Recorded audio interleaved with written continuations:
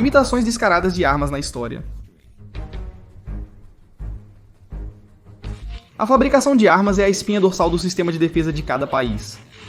Ter uma indústria de defesa doméstica proporciona a um país a capacidade de defender seu território e interesses de forma independente. No entanto, a produção de armas, mesmo que sejam armas pequenas, é um negócio caro e complexo.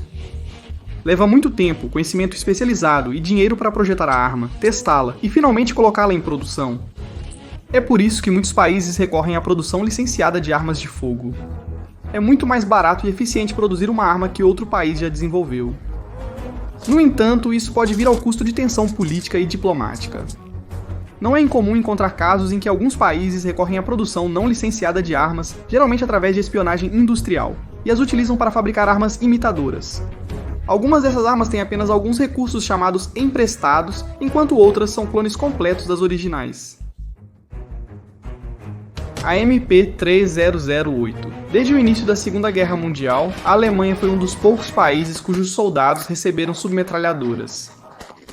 Elas vieram do vasto arsenal de armas que conseguiram produzir em massa durante a preparação para as hostilidades, sendo a principal e icônica a MP-40. Durante as primeiras fases da guerra, a Grã-Bretanha e seus aliados não tinham nada que correspondesse com essas novas armas leves e de disparo rápido. Então, em vez disso, começaram a comprar milhares de metralhadoras. Thompson M1928 e mais tarde M1A1, fabricadas nos Estados Unidos da América. No entanto, isso ainda não era suficiente para igualar os alemães. A solução foi a submetralhadora Sten, um design simples e uma arma de baixo custo de produção. Milhões de Stens, consistindo de várias versões, foram produzidas durante e após a guerra.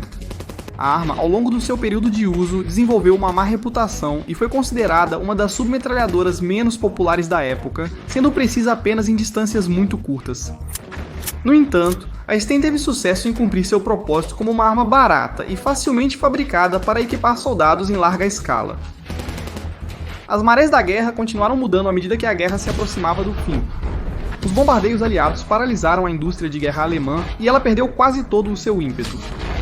Como resultado, no início de 1945, sua capacidade de manter a máquina de guerra alemã em movimento estava falhando. Os alemães, portanto, tentaram criar sua própria versão da metralhadora Sten, produzindo um tipo de arma muito semelhante. Acontece que as submetralhadoras alemãs se tornaram quase réplicas completas do Sten Mark II. Os alemães conseguiram as submetralhadoras britânicas Sten Mark II nos estágios iniciais da guerra. Eles acharam a arma de qualidade inferior e incomparável às muito superiores MP-40. No entanto, em 1945, a situação desesperadora começou a exigir medidas desesperadas. A escassez de submetralhadoras tornou-se quase completamente intolerável, e o valor desta arma, que poderia ser produzida em massa com pouco esforço, era iminentemente necessário como arma para equipar as unidades Volkssturm, também conhecidas como Milícia Popular da Alemanha. O resultado foi um modelo de submetralhadora chamado MP-3008. Os designers alemães copiaram o Sten Mark II britânico quase até o último detalhe. A única parte que diferia era o pente de munição voltado para baixo da MP-38 e a MP-40 em comparação com o pente lateral do Sten. Nos últimos dias de sua produção, a MP-3008 também teve sua coronha de aço distintiva, substituída por uma de madeira. Isso foi resultado da enorme escassez de materiais. A arma foi produzida pelos principais fabricantes de armas alemãs da Mauser, Heinel e Walther, com a colaboração de outros. Não mais do que 10 mil cópias da arma foram feitas antes do fim da guerra. No entanto, a fábrica Mauser continuou a produzir uma versão muito semelhante, conhecida como Gerät Potsdam, ou o dispositivo Potsdam. Esta arma era outro clone da Sten Mark II. No final, nenhuma dessas metralhadoras ajudou os alemães a evitar a derrota total na guerra. Na verdade, apenas revelou o verdadeiro desespero que os alemães sentiram nos últimos dias da guerra. A IMI Galil. Quando a segurança de um país está em jogo, todas as opções estão na mesa, incluindo copiar armas.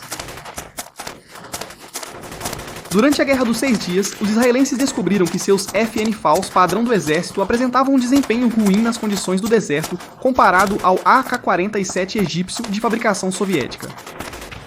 Embora muitas vezes menos preciso, o AK-47 era uma arma muito mais confiável e robusta. Mais importante, ela poderia resistir a quase todos os tipos de condições, e era isso que os israelenses estavam procurando, grande confiabilidade. O objetivo final era criar uma versão do AK-47 que pudesse ser tão precisa quanto um M16 ou FNFAL. O governo abriu uma competição para um novo fuzil de assalto padrão. Dentre os vários designs considerados, o governo israelense acabou escolhendo um fuzil projetado por Israel Galil, um inventor palestino, e seu colega Yaakov Lior. Como o exército estava procurando um fuzil semelhante ao do AK-47, Galil e Lior recorreram à cópia do mecanismo e do design do receptor de outra cópia do AK-47, o fuzil de assalto finlandês RK-60-2. Os finlandeses basearam seu design em um AK-47 construído sob licença polonesa. Isso resultou na produção de uma arma de muito alta qualidade. A superior qualidade de construção foi exatamente o motivo pelo qual o RK-60-2 chamou a atenção dos israelenses. Após pesquisar minuciosamente o rifle finalizado, Galil e Lior usaram-no como base para o seu design. Os primeiros rifles Galil a serem fabricados tinham os receptores reais do RK-60 e 2 incorporados neles. A plataforma Galil continha um sistema de pistão a gás no padrão Kalashnikov. A diferença crucial era que o cano era calibrado para o cartucho NATO de 5.56 por 45 mm, ao contrário do RK-60-2, que disparava cartuchos de 7.62 por 39 mm. O uso dos cartuchos de 5.56 mm produziu uma pressão operacional muito maior e, portanto, exigiu uma mudança no design do receptor. Em vez de usar os receptores de chapa de aço estampada e rebitada, Galil introduziu um tipo forjado fresado. Isso melhorou a durabilidade do rifle, mas também aumentou seu peso total. Junto com um seletor de fogo padrão do tipo AK-47 no lado direito do receptor, Galil também tinha um seletor de polegar no lado esquerdo, logo acima do punho da pistola. Os testes realizados no final dos anos 60 e início dos anos 70 serviram como uma garantia para o exército israelense de que a escolha do rifle Galil como novo rifle padrão foi a decisão correta. Após isso, o rifle começou a ser produzido pelas indústrias militares israelenses de propriedade do governo, daí a abreviação IMI Galil. A partir de meados dos anos 70 e por quase 2 décadas, o IMI Galil, orgulho da indústria de defesa doméstica, foi o rifle oficial das Forças de Defesa de Israel. No entanto, os eventos da Guerra do Yom Kippur de 1973 forçaram os israelenses a armarem seus soldados com outro rifle. Como a produção do Galil era lenta e cara, e o exército precisava de um grande número de rifles imediatamente, o governo obteve 60 mil fuzis de assalto M16A1, através do Programa de Ajuda Militar dos Estados Unidos. Em vez do Galil, os soldados israelenses agora estavam armados com M16A1, fabricados nos Estados Unidos, que eram preferidos pela maioria dos soldados israelenses. No entanto, o Galil permaneceu em serviço em todas as divisões e era a arma de escolha da Guarda do Knesset, a unidade de segurança protetora de Israel. Até 1998, os IMI Galils continuaram a ser fabricados em 3 configurações básicas: a metralhadora automática ou ARM, o rifle automático ou AR e o rifle automático curto ou SAR. Os IMI Galils foram usados em todas as 3 versões por forças militares e policiais em todo o mundo. O rifle também foi fabricado sob licença na Itália, África do Sul, Suécia e Myanmar, anteriormente conhecido como Burma. O tipo 36. Durante a Segunda Guerra Mundial, o programa Lend-Lease dos Estados Unidos levou ao uso generalizado de armas fabricadas pelos americanos em inúmeros conflitos em todo o mundo. Por exemplo, armas americanas foram usadas por tropas aliadas, bem como por guerrilheiros nos Balcãs, assim como por tropas do Kuomintang na China. Como parte deste programa, as forças nacionalistas chinesas receberam grandes quantidades das metralhadoras M3 e M3A1 Grease Gun dos Estados Unidos. Quando a guerra terminou e o programa Lend-Lease cessou, a importação dessas armas de fogo para o país foi significativamente reduzida. No entanto, as forças nacionalistas chinesas ainda precisavam de armas por causa das hostilidades domésticas entre os nacionalistas e os comunistas, que duraram mais 4 anos após o fim da Segunda Guerra Mundial. Depois que os comunistas eventualmente ganharam a vantagem utilizando grandes quantidades de armas abandonadas pelos japoneses após a Segunda Guerra Mundial, os nacionalistas tentaram igualar sua força aumentando sua própria produção de armas. Para esse fim, o arsenal de Shenyang, controlado pelos nacionalistas perto de Mukden, começou a produção de cópias de pistolas de graxa. A submetralhadora, que era uma cópia quase exata do M3A1, foi designada como tipo 36. O nome surgiu porque eles o adotaram no ano de 1947, também conhecido como o 36º ano do calendário da República Chinesa, que começou em 1912, o ano em que a República da China foi fundada. Embora o tipo 36 utilizasse a mesma munição .45 ACP e diferisse da M3A1 apenas por uma porca de cano diferente e pela ausência de um reservatório de óleo dentro do punho da pistola, a maioria das peças não era intercambiável. Apesar de ser uma cópia muito próxima da plataforma da Grease Gun, o tipo 36 era uma arma de qualidade comparativamente baixa. Embora pareça uma arma simples, a Grease Gun exigia um processo de fabricação complicado envolvendo grandes máquinas de estampagem, algo que os chineses não tinham na época. Ainda assim, o fato de a Shenyang Arms Company não possuir as máquinas adequadas não impediu os nacionalistas de produzirem cerca de 10.000 cópias do tipo 36. O tipo 37 foi introduzido no ano seguinte, desta vez calibrado para munições Parabellum de 9mm. Em 1949, quando os comunistas assumiram o controle da China continental, os nacionalistas foram forçados a mover toda a linha de produção do arsenal de Shenyang para Formosa, a ilha que agora é conhecida como Taiwan. Lá, eles continuaram a produção do tipo 37 sob sua nova designação, o tipo 39. Durante as hostilidades, as forças comunistas capturaram uma quantidade significativa dos tipo 36 e tipo 37.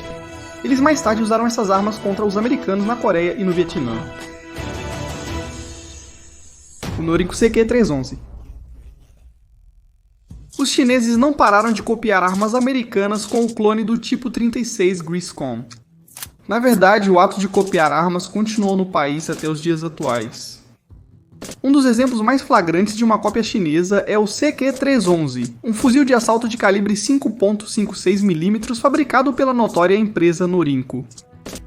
O CQ-311 ou CQM-311 foi introduzido no início dos anos 1980 e é um clone direto da plataforma AR-15 da Colt, mais especificamente da série de fuzis M16. Como o original, o CQ-311 também é produzido em duas versões, a versão militar com fogo seletivo e a versão semi-automática para o mercado civil, designada CQ-311-1. Embora seja uma cópia direta do M16 americano, o CQ-311 tem várias diferenças menores, sendo a mais reconhecível a empunhadura curva.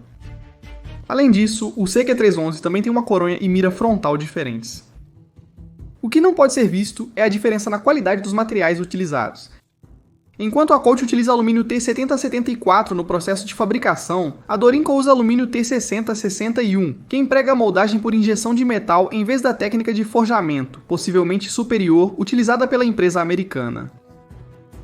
O clone CQ-311 tem o mesmo cano que o original M16, com um comprimento de 19,9 polegadas ou 508mm, bem como um giro de estriamento de 1 em 12, que permite que ele dispare o mesmo tipo de munição, o cartucho NATO Ball M 193 de 5,56mm.